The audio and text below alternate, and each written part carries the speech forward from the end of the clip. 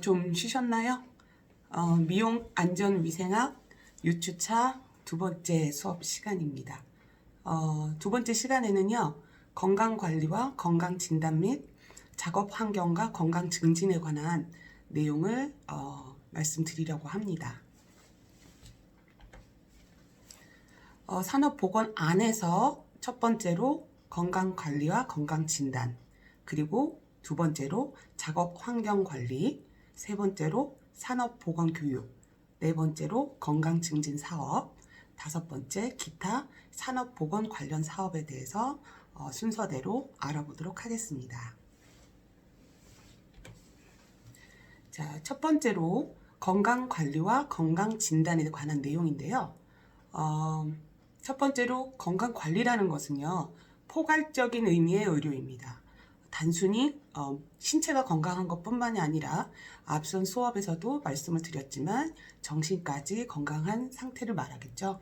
그래서 무자각 환자를 포함하여 집단 전원의 건강 상태를 파악 관리한다는 적극적인 면이 강조되고 있는 시점입니다. 그래서 예방의학, 치료의학, 재활의학 등등의 학문들이 건강 증진을 위해서 연구되어지고 있습니다. 또 건강한 사람과 또 주의가 필요한 요주의자를 포함한 관리가 바로 건강관리가 되겠습니다. 건강한 사람 같은 경우, 그러니까 건강자라고 하죠. 건강한 사람 같은 경우는 적극적으로 건강도를 더욱 증진시킬 수 있도록 돕는 것이고, 또한 특정 질병에 대해서 특수 예방 조치를 해야 되겠고요. 또 건강 이상과 질병의 조기 발견이 중요하겠습니다. 계속 보건의 가장 기본되는 것은 건강이기 때문에요. 수업 시간마다 언급을 계속 해드리고 있습니다. 정기적인 건강검진이나 조기 검진을 통해서 건강자를 관리하면 되겠습니다. 자, 건강하지 않은 환자 같은 경우는 어떻게 해야 될까요? 당연히 조기에 발견하고 그리고 조기에 진료를 합니다. 그래서 단시간 내에 최대한 빠르게 치유할 수 있도록 돕는 것이 맞고요. 그리고 환자가 악화되거나 중증으로 발전하지 않도록 치료를 하는 것이 맞겠습니다. 또한 환자가 완치가 됐다고 하더라도 다시 재발이 되지 않도록 예의주시하는 것도 필요하겠습니다. 다시 재발되지 않고 건강한 사람으로서 사회에 복귀할 수 있도록 도와야겠고요.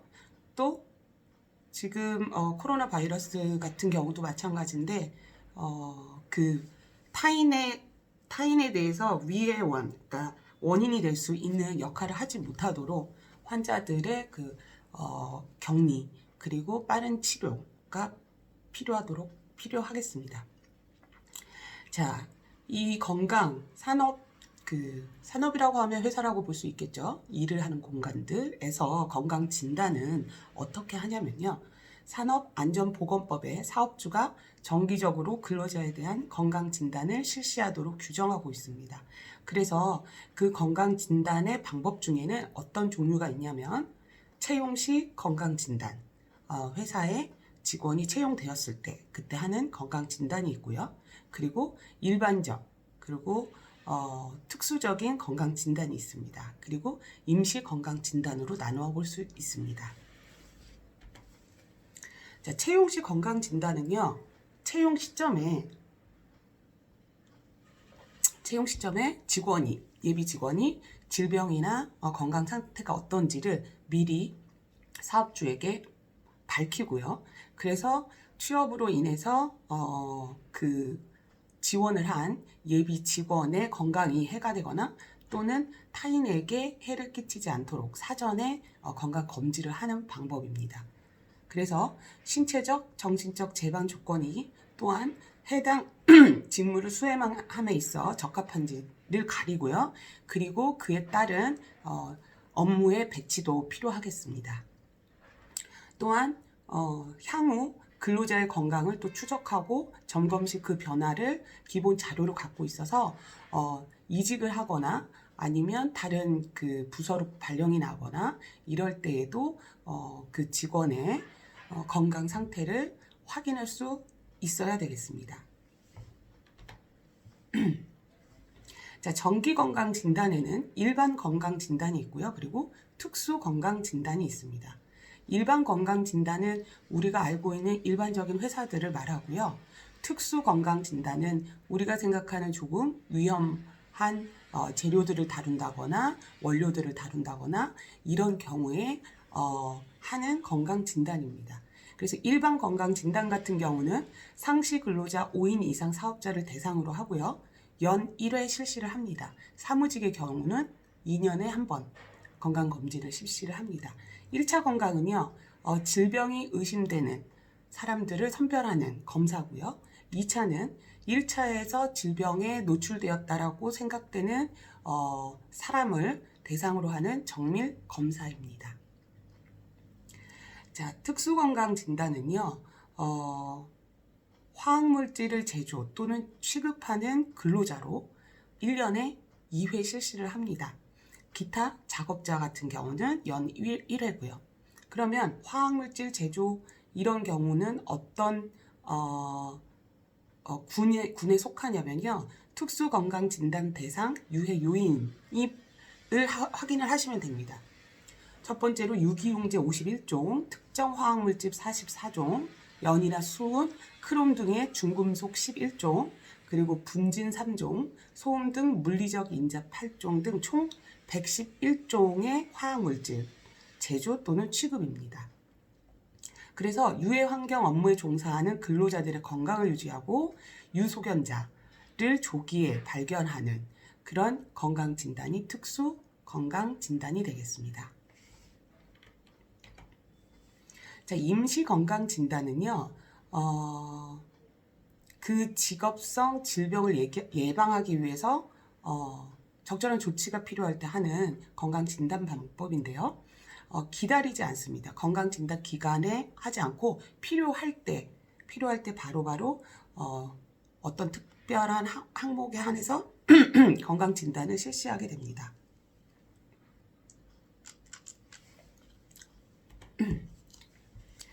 자, 건강진단 결과에 따른 판정 기준과 사후 관리 기준 볼게요. 건강 구분은 저렇게 코드가 있어요. A, C1, C2, D1, D2, R 이렇게 건강 구분이 되어지고요. 판정 기준으로는 건강자, 직업성 질병으로 진전될 우려가 있는 자, 일반 질병으로 발전할 수 있는 자, 직업병의 소견이 있는 자, 일반 질병의 소견이 있는 자, 그리고 질병이 의심스러운 자 이렇게 해서 판정 기준을 나누고요. 건강한 사람 같은 경우는 어떨까요? 관리가 필요가 없죠. 건강 진단을 했는데 건강한 거예요. 그러면 사후 관리가 필요 없고요. 직업성 질병 같은 경우는 추적 조사, 관찰이 필요합니다. 또 일반 질병으로 진전될 것 같은 그런 사람들은 추적, 관찰 역시 필요합니다.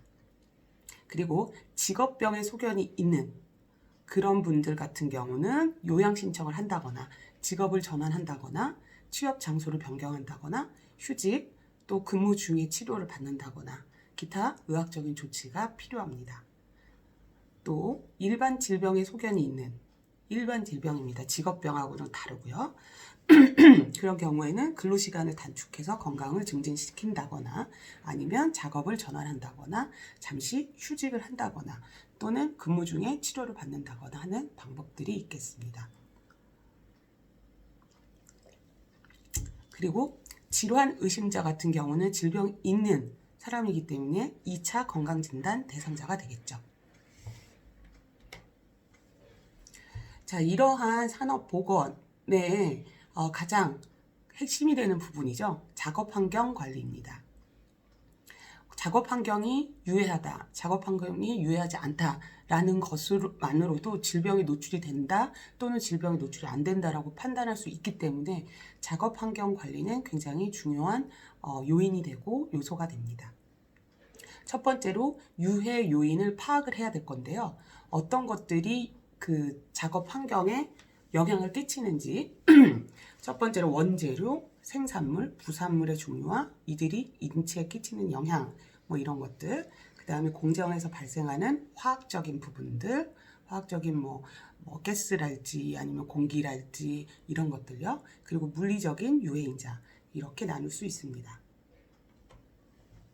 자, 유해 환경을 측정을 할 때는요. 물리적 인자는 주로 바로 눈으로 보고 직독할 수 있죠. 그 다음에 생물학적인 인자는 당연히 세균 배양을 통해서 확인을 해야 될 거고요. 그 다음에 화학적 인자는 어떨까요? 유해물들을 다 모아가지고 실험실에서 분석하거나 직접 눈으로 보거나 아니면 여러 가지 유해 가스가 있는지 없는지를 확인을 합니다. 자, 측정 평가는요, 노동부 고시를 하고 있고요. 미국의 TLB 기준을 적용하고 있습니다. 자, 작업 환경의 원리. 자, 우리가 코로나 바이러스 때문에 자가 격리라는 거를 했죠. 우선은 차단을 하는 거예요. 그죠? 그래서 전염병이 내지는 유해한 요인들이 더 멀리 번져나가지 않게, 파급되지 않게 하는 원리입니다. 그래서 첫 번째로는 대치. 이 제품을 사용하다가 이 성분을 사용하다가 바꾸는 거죠. 그래서 예를 들어 예전에는 성냥을 많이 사용을 했었는데 그때 황린이라고 해서 황이 그 앞에 있잖아요. 그 노란색 황 대신에 적린, 붉은색을 사용한달지 벤젠 대신에 톨루엔을 사용한달지 그래서 공정을 변경하거나 시설을 변경하거나 물질 등을 변경하는 방법이 대치 방법입니다. 그리고 격리 같은 경우는 떨어져 있는 거죠. 작업대에서도 좀 떨어져 있고 그리고 물체에서도 좀 떨어져 있고 일하는 시간들도 좀 서로 다르게 일을 한다는 거죠. 그래서 작업자와 유해인 간의 그 방호벽 같은 걸 설치한다거나 아니면 좀 전에도 말씀드린 것처럼 물체, 거리, 시간 등의 방호벽으로 사용할 수 있고요. 그리고 보호도구 같은 것도 필요하겠죠. 자, 그 다음에요. 지금까지 설명드린 거는 이제 격리 방법이죠. 그리고 환기, 자주 환기를 시켜주고 공기를 순환시켜주는 겁니다. 그래서 작업장, 내가 지금 작업한 그 장소만 국소적으로, 부분적으로 환기를 시켜주거나 또는 공장이라면 공장 전체를 해서 전체 환기까지 작업 환경을 개선하는 방법이 되겠습니다. 그리고 사진을 보시면요. PPT 사진 보이실까요? PPT 사진을 보시면 지금 우리 그 코로나 바이러스 때문에 의료진들이 입는 방호복 있죠? 그런 방호복도 역시나 작업 환경, 그런 장비를 개선함으로써 작업 환경을 개선시키는 방법이 되겠습니다. 그래서 장갑을 낀다거나 아니면 보호복을 입는다거나 방호복을 입는다거나 이런 방법들이 있겠고요. 그리고 작업 환경 자체를 개선을 하는 겁니다. 예를 들어서 지금 미용실 사진이 있는데요. 미용실에 그 고객과 그리고 미용사 간의 그 높이 조절 그리고 샴푸를 할 때 샴푸 대의 위치 이런 것들도 근로자의 그 건강 그리고 작업 환경에 큰 영향을 주고 점점 더 발전하고 있습니다. 자, 산업보건 같은 경우는 어떠한 보건도 가장 첫 번째는 교육이 먼저입니다. 그래서 사람들이 그 교육의 필요성을 알고 그리고 나서 개선을 하는 그게 원래 맞는 순서가 돼요. 그래서 보면요. 산업보건교육의 내용으로 보면요. 이 직업에서 내가 하는 작업으로 초래할 수 있는 그런 건강의 장애 이런 것들을 미리 숙지를 하는 겁니다. 미리 숙지를 하고 작업을 하시면 되겠습니다.